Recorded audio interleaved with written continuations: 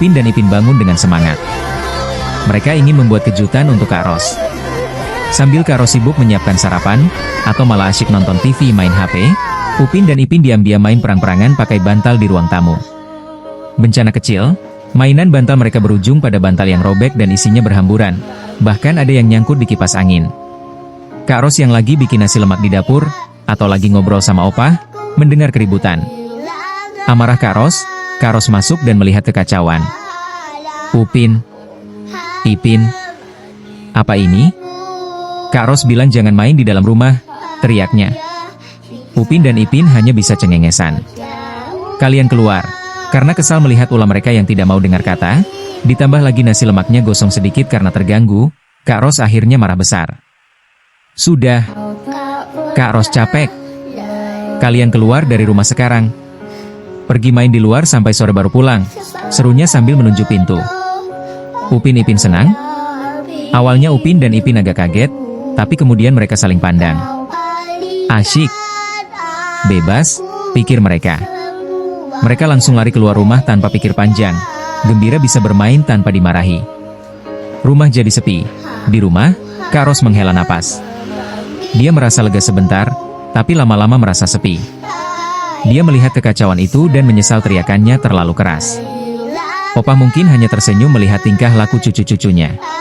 Awal mula konflik. Upin dan Ipin merasa sedih dan berkecil hati setelah dimarahi oleh Kak Ros karena bermain di luar saat hujan dan membuat rumah kotor. Mereka merasa Kak Ros terlalu galak dan berpikir bahwa Kak Ros serta Opah sudah tidak menyayangi mereka lagi. Dua memutuskan pergi, kabur. Dalam keadaan sedih, mereka memutuskan untuk lari dari rumah. Mereka membawa bungkusan kain berisi mainan dan baju, lalu berjalan keluar rumah di bawah guyuran hujan gerimis menuju pondok kayu di pinggir hutan kebun. 3 kesedihan di bawah hujan.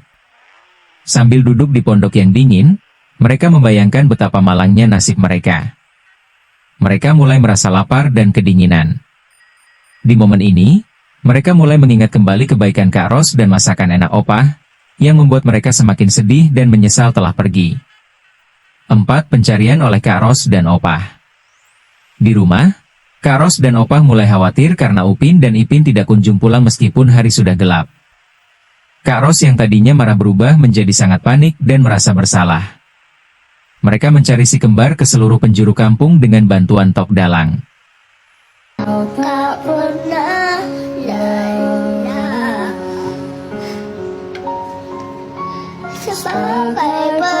Ipin pun terus berjalan di tengah deras hujan.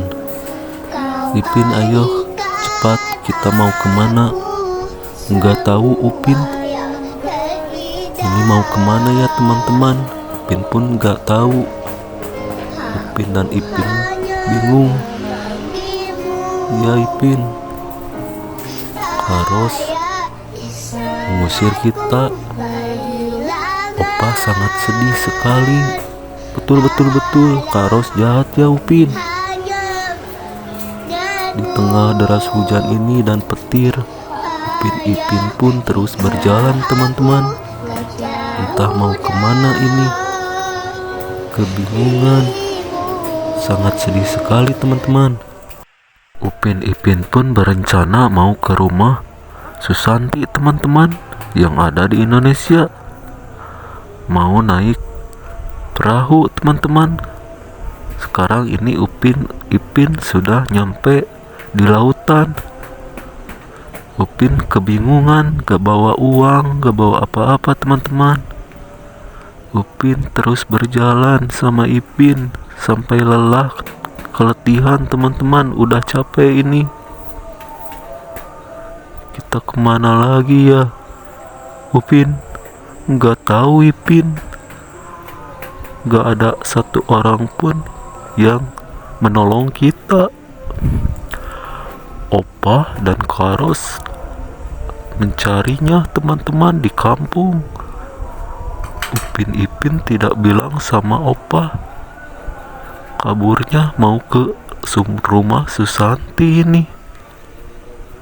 Ipin, ayo kita jalan lagi. Iya, sebentar Upin. Ipin capek ini. Di sini masih hujan.